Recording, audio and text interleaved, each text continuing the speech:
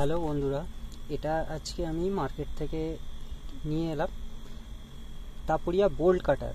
Model number হচ্ছে BC08।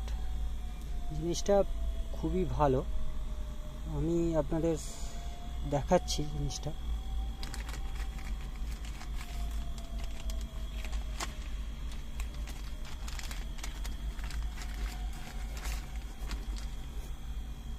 জিনিসটা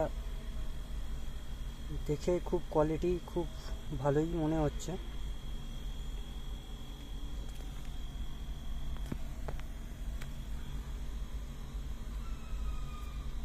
এটা দিয়ে ছোট মোটো হালকা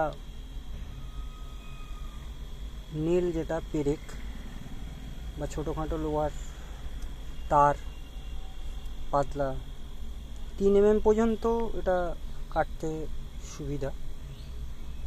খুব ভালো মানের কোয়ালিটির প্রোডাক্ট। এটা দাম আছে 490 টাকা। মার্কেট থেকে আমি এটা 450-এ পেয়েছি। অনলাইনেও এগুলো অ্যাভেলেবেল আছে, বিভিন্ন জায়গায় বিভিন্ন দাম। ডেলিভারি চার্জ নিয়ে একটু বেশি পড়বে, আপনারা চাইলে নিতে পারেন। পরবর্তী ভিডিওর আমি নিয়ে আসবো তাপুরিয়া বোল্ট কাটার নিয়ে, আরও ভালো করে কাটিং সম্বন্ধে। জাস্ট এটা আনবক্সিং ছিল, দেখালাম।